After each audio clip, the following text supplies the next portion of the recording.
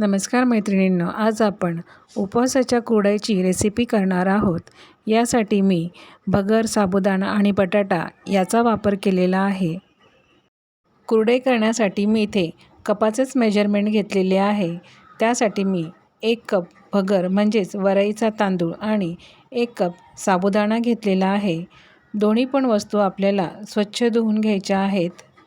ह्या दोन्ही वस्तू स्वच्छ धुवून मी सकाळीच भिजत टाकलेल्या होत्या. यानंतर संध्याकाळी साबुदाणा जेवढा आहे तेवढंच पाणी कडकडीत गरम करून त्यामध्ये टाकले आणि साबुदाणा पुन्हा रात्रभर त्या कडकडीत पाण्यामध्ये भिजवून घ्यायचा आहे. साबुदाणा असा गरम पाण्यामध्ये भिजत टाकल्यानंतर तो फुलतो देखील छान आणि अतिशय मऊ असा तो भिजतो.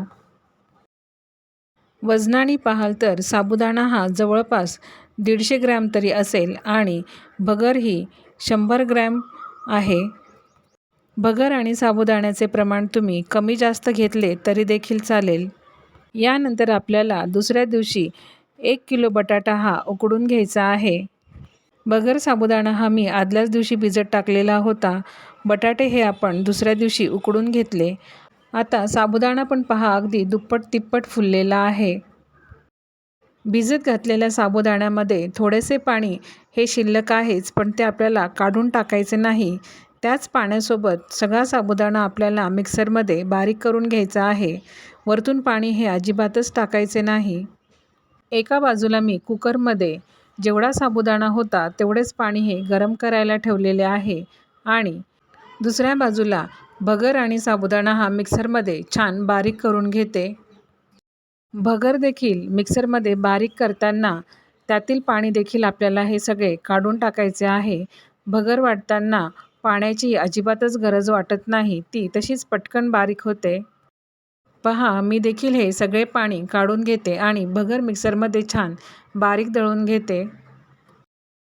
दळलेली भगर आणि साबुदाणा ह्या दोन्ही पण गोष्टी आपल्याला मिक्स करून घ्यायच्या आहेत आणि बटाटे सोलून ते छान किसणीने किसून घेते.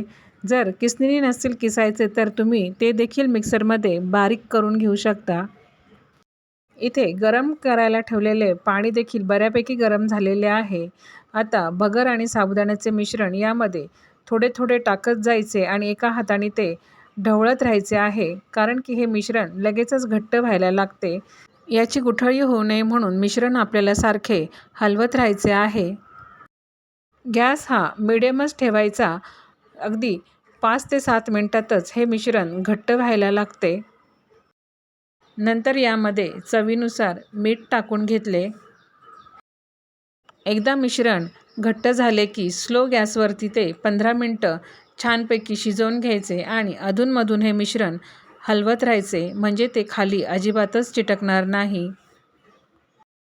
पहा, मिश्रण अगदी घट्ट झालेले आहे आणि अगदीच पांढरे शुभ्रसुद्धा झालेले आहे. ते ट्रान्सपरंट पण झालेले आहे, म्हणजे मिश्रण हे बऱ्यापैकी शिजलेले आहे. आता ह्या मिश्रणामध्ये किसून घेतलेला बटाटा टाकून घेते आणि तो सुद्धा छानपैकी यामध्ये मिक्स करून घ्यायचा आहे. भगर आणि साबुदाण्याचे मिश्रण हे छान शिजलेले आहे आणि बटाटा देखील उकडलेलाच आपण यामध्ये मिक्स केलेला आहे. त्यामुळे ह्यावेळेस गॅस बंद करून हे मिश्रण आता हलवून घ्यायचे आहे. ह्या मिश्रणाला शिजवण्याची आता अजिबातच गरज नाही. या मिश्रणात आता 1 मोठा चम्मच भरून जिरे टाकून घेते. जिरे हे अगदी ऑप्शनल आहे. जर कोणाच्या उपवासाला हे जर चालत नसेल तर नाही टाकले तरी देखील चालेल. तसेच यात एक 5-6 मिरच्या मिक्सरमध्ये बारीक वाटून घेतल्या, त्या देखील यामध्ये टाकून घेते. मिरच्यांची ही पेस्ट तुम्ही नाही टाकली तरी देखील या कुरडया नुसत्या मिठाच्या सुद्धा खूप छान लागतात. आता हे मिश्रण छानपैकी एकजीव करून घेते.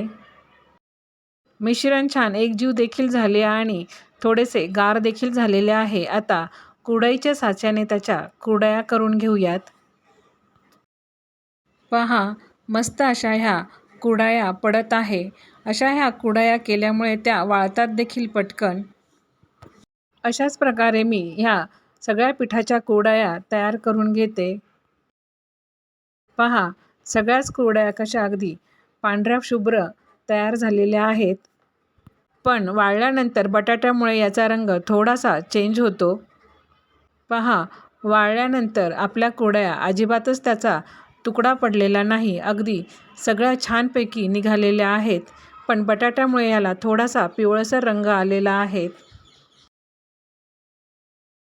चला तर मग यावर्षी अजिबात तेलकट न होणारी आणि दातात न अडकणारी अशी खुसखुशीत उपवासाची कुरडई तुम्ही नक्कीच तयार करून पहा. तुम्हाला ती नक्कीच खूपच आवडेल.